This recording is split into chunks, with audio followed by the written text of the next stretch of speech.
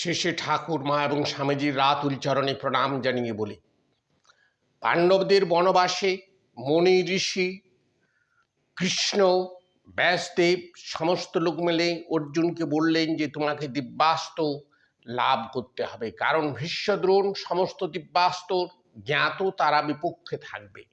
এই নিয়ে তার শিবের কঠিন তপস্যা অর্জুনের। তারপরে পাশুপাদস্ত লাভ, স্বর্গে গিয়ে দেবহিতে কালকে এবং নিবাত কবচকে ধ্বংস করলো অর্জুন। তারপরে কি হলো না, ইন্দ্রের এক বিরাট বিজয় উৎসব, সেখানে উর্বশী নৃত্য করছে এবং উর্বশী বারবার অর্জুনের দিকে তাকাচ্ছে, অর্জুনও কয়েকবার উর্বশীর দিকে তাকিয়েছে। এইটা ইন্দ্রের চোখে পড়ে। ইন্দ্র সেই কথা বিবেচনা করলেন যে পুত্র এখন উপযুক্ত, অতএব এই উর্বশী হচ্ছে স্বর্গের দেব দুর্লভ ঐশ্বর্য, তাকে দেবতারা কাঙ্ক্ষা বা আকাঙ্ক্ষা করেন, দেব কাঙ্ক্ষিত বলা হয় তাকে। তা অতএব তিনি চিত্রসেনকে ডেকে পাঠান এবং চিত্রসেনকে সমস্ত কিছু বলে দেন যে পুত্রের কাছে উর্বশীকে তুমি প্রেরণ করো, পুত্রের বোধ হয় উর্বশীর সঙ্গ প্রয়োজন।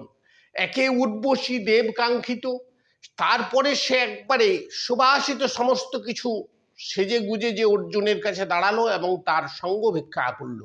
অর্জুন তাকে মা বলল, মা বলে তাকে প্রণাম করলো। উর্বশী প্রচণ্ড ক্ষুব্ধ হলো, সে তাকে লুপুংসুকের অভিশাপ দিয়ে চলে গেল। ইন্দ্র তাকে মহা আনন্দিত হয়ে তার মাথায় শিরচুম্বন করলো পুত্রের এবং বলল, তোমার এটা নিয়ে কোনো চিন্তার কারণ নেই, এটা তোমার সাপে বর হবে, এটা অজ্ঞাতবাসের সময় কাজে লাগবে।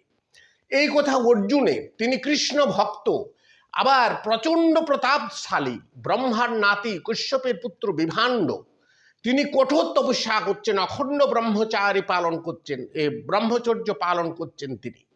তিনি এক পুষ্করিণীতে দাঁড়িয়ে মন্ত্রশুদ্ধি করছেন জলের মধ্যে থেকে। সেই সময় উর্বশী সেখানে স্নান করতে এলো, যদিও সেটা ইন্দ্রেরই নির্দেশে, তার সঙ্গে কোনো বাক্যালাপ নেই, তাকে কোনো কিছু সে প্রস্তাব করেনি।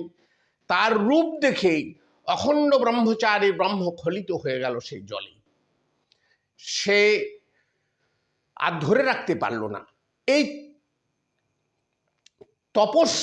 তপস্বীর ভয়ঙ্কর তপস্যা পরাজিত হলো ভক্তের ভক্তির কাছে।